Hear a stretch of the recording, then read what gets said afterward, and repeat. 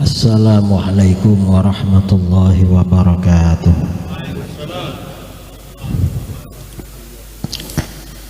Bismillahirrahmanirrahim. Alhamdulillahi rabbil alamin. Lahul hamdu wa lahul fadlu wa lahul thana'ul hasan. Ashhadu an la ilaha illallah wahdahu la syarika lah. Wa ashhadu anna sayyidana Muhammadan abduhu wa rasuluh. Allahumma salli ala sayyidina Muhammadin al-fatih lima ughliq wal khatim lima sabaq nasir al-haqq bil haqq wal hadi ila siratikal mustaqim wa ala alihi wa sahbihi haqqa qadrihi miqdarihi al-azim. Amma ba'du. Yang saya muliakan dan saya hormati as-sadatul asyraf wal ahbab, para habaib, pimpinan pusat, ketua umum pimpinan pusat Rabithah Alawiyah Al-Habib Taufik bin Abdul Qadir As-Segaf beserta jajarannya, juga Dewan Mustasyar, Dewan Syura, semuanya yang saya muliakan dan saya hormati. Ini sebagian memang saya kenal lama secara pribadi. Habib Taufik, Profesor Muhammad Baharun, ini lama sekali kenal. Kemudian Habib Muhsin yang sering diinepi rumahnya. Dan semuanya yang hadir pada malam ini yang saya muliakan dan saya cintai. Sekarang ini memang umat Islam memasuki masa-masa balaya, cobaan, fitnah. Dan fitnah yang paling berat itu fitnah fiddin, fitnah akidah. Dan selain fitnah akidah, fitnah syariah juga berat. Karena hasil survei Institut Ilmu Al-Quran tahun 2024, umat Islam di Indonesia yang buta Al-Quran sekitar 74%. Gak bisa baca Quran. Dan saya sering dapat curhat dari ustadz-ustadz, kiai-kiai yang punya pondok, santri baru yang daftar SMA dan SMP kebanyakan gak bisa baca Quran. Itu Quran gak bisa. Itu Quran. Kalau Quran nggak bisa baca, kira-kira bacaan sholat bisa apa enggak? Kan nggak bisa.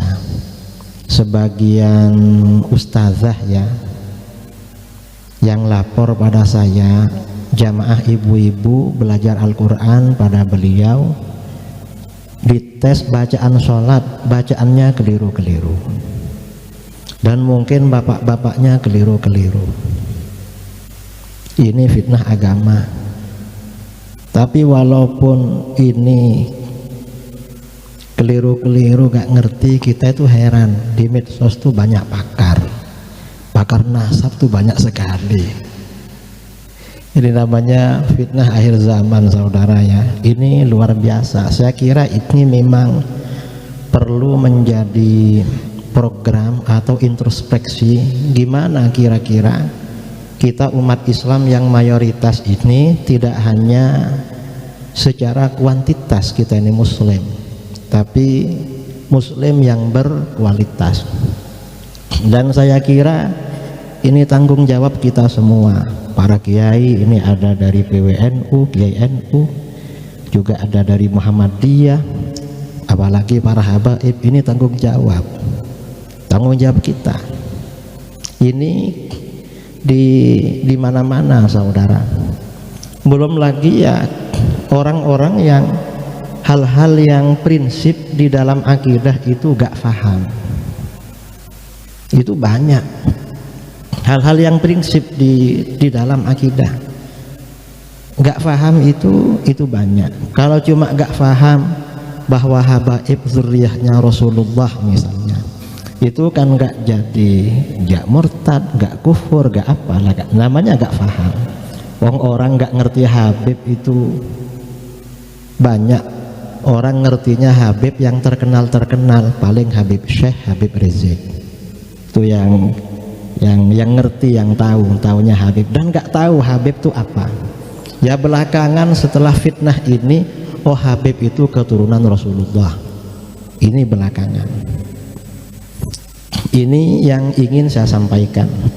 Cuman sebelum menyampaikan beberapa problem ini, karena ini momennya Maulid dan Haul ya, mungkin kita juga perlu, karena di Rabithah Alawiyah ini pasti jangkauannya luas, di Nabawi TV, bahwa berbicara keagungan Rasulullah SAW seperti yang disampaikan di dalam maulidnya Maulana Sayyid Al-Habsyi Syimtud Durar.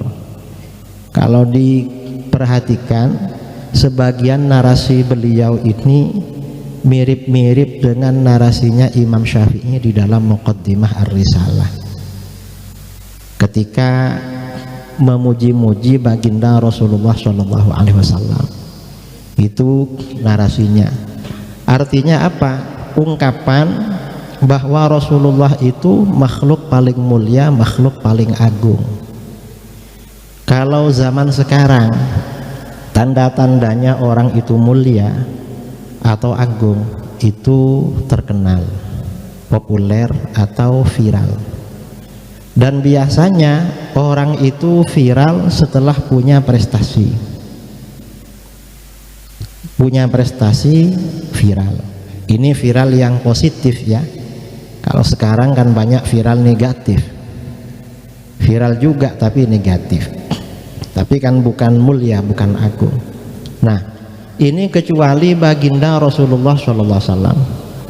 Rasulullah ini viral sejak sebelum dilahirkan. Belum lahir sudah viral. Orang tuanya belum ada sudah viral. Mengapa? Karena sifat-sifat beliau, ciri-cirinya, kemudian tanda-tanda kedatangannya lengkap disebutkan di dalam kitab-kitab samawi, kitab Taurat, kitab Injil, dan kitab-kitab yang lain. Dan yang mengendos nama beliau adalah para nabi. Itu nabi kita. Berarti kan memang keagungannya luar biasa. Di dalam Al-Quran tentang Nabiullah Isa alaihissalam, wa idh qala Isa ibnu Maryam ya bani Israel inni rasulullah ilaikum musaddiqan lima bayna yadayya minat taurah wa mubasysyiran bi rasuli ya'ti min ba'di ismuhu Ahmad, yang dikutip oleh Imam Al-Habsyi dalam Syimtud Durar. Sampaikan Muhammad, ketika Isa bin Maryam berkata, ini sampaikan kepada siapa? Ini pasti kepada orang Kristen, orang Nasara, karena yang akrab, yang dekat dengan Nabi Isa itu Nasara. Ketika Isa bin Maryam berkata, hai Bani Israel, mengapa suruh sampaikan? Berarti ini ada di dalam pengetahuan orang-orang Kristen. Seandainya gak ada, pasti digugat Al-Quran. Ternyata mereka tidak menggugat. Isa berkata, hai Bani Israel, sesungguhnya aku utusan Allah pada kamu, pada kalian. Fungsinya ada dua. Pertama, membenarkan kitab Taurat yang datang sebelum aku. Artinya mengajak mereka kembali kepada ajaran kitab Taurat. Karena orang-orang Bani Israel itu ketika tidak dipimpin seorang nabi biasanya nggak kuat. Harus para nabi yang mimpin. Kalau bukan nabi yang mimpin, kitab sucinya dirubah. Beda dengan umat Islam. Itu fungsi yang pertama. Fungsi yang kedua, wa mubasysyiran bi rasulin ya'ti min ba'di ismuhu Ahmad. Dan fungsi yang kedua sebagai pembawa kabar gembira tentang seorang Rasul yang akan datang sesudahku, namanya adalah Ahmad. Dan ini, ayat ini ternyata diungkap oleh para ulama, itu ada di dalam kitab-kitab, di dalam riwayat-riwayat kitab Taurat, kitab Injil, kitabnya Nabi Isa. Sehingga orang Kristen itu tidak bisa membantah kalau ini ada. Makanya di dalam ayat-ayat Al-Quran menghadapi orang-orang ahlul kitab yang pernah belajar Alkitab, menuntut mereka untuk beriman kepada Rasulullah SAW sesuai yang ada di kitab suci mereka dan disampaikan oleh nabi-nabi mereka. Orang-orang Yahudi ketika berperang dengan orang-orang kafir, takut kalah, doanya bertawassul dengan Rasulullah SAW. Allahumma ansurna 'alal kufar binabiyyikal mab'uts fi akhiriz zaman. Ya Allah, berikan kemenangan pada kami menghadapi orang-orang kafir dengan wasilah nabimu yang diutus di akhir zaman. Itu disampaikan di dalam Al-Quran, wa kanu min qablu yastaftihuna 'alal ladzina kafaru falamma ja'ahum ma 'arafu kafaru bih fala'natullahi 'alal kafirin. Orang-orang Yahudi dulu selalu pakai kanu dan fi'il mudhari, berarti istimrar tajaddudi, tawassulnya terus-terusan. Jadi kalau kita ahlus sunnah tawassul terus, Yahudi tawassul terus dulu. Jadi mereka ini memohon kemenangan terus dengan wasilah baginda Nabi kita. Tapi begitu mereka tahu ternyata Nabi kita ini lahir bukan dari bangsa Israel, bangsa mereka, tapi dari bangsa Arab, akhirnya mereka hasud karena bukan bangsa Israel, bangsa Arab. Artinya apa? Hasud ini dulu sifatnya orang Yahudi. Kita gak boleh ya, gak suka sama orang alim karena beda ras, beda apa misalnya, beda apa, itu kan Yahudi namanya, sifatnya orang Yahudi. Kemudian Allah laknat orang-orang kafir di dalam ayat itu. Nah ini seandainya orang Yahudi gak berdoa begitu, pasti mereka membantah. Ternyata Yahudi gak membantah, karena memang itu yang mereka lakukan. Karenanya di fakta orang-orang Yahudi dan Nasrani ketika baginda Rasulullah SAW diutus, mereka tahu, yakin ini pasti Rasulullah dan tidak salah lagi. Kata Abdullah bin Salam ketika Rasulullah hijrah ke Madinah, injafalan nasu ilaih, orang-orang segera berdatangan. Abdullah bin Salam termasuk yang datang waktu itu. Ternyata apa? Ternyata kata Abdullah bin Salam, begitu aku melihat ini pasti Rasulullah, tidak salah lagi. Yakin kalau ini Rasulullah, lebih yakin daripada anak saya bahwa itu anak saya. Kalah meyakini Rasulullah daripada meyakini anaknya sendiri. Artinya apa? Ini luar biasa saudara. Kalau Nabi kita ini memang dikenal oleh penganut agama-agama para nabi sebelumnya.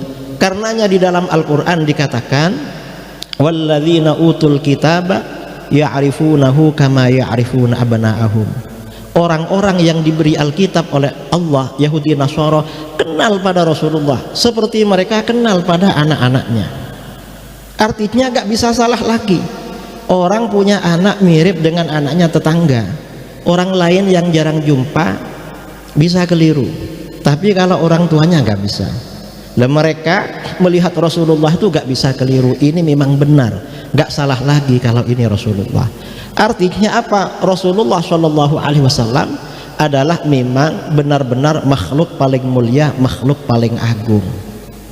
Berbagai keistimewaan yang paling sempurna diberikan oleh Allah kepada baginda Nabi kita. Nah, ini hal-hal juga yang perlu disampaikan kepada umat, karena orang ini kalau mengetahui posisi Rasulullah, insya Allah tidak akan terpengaruh aliran-aliran sesat.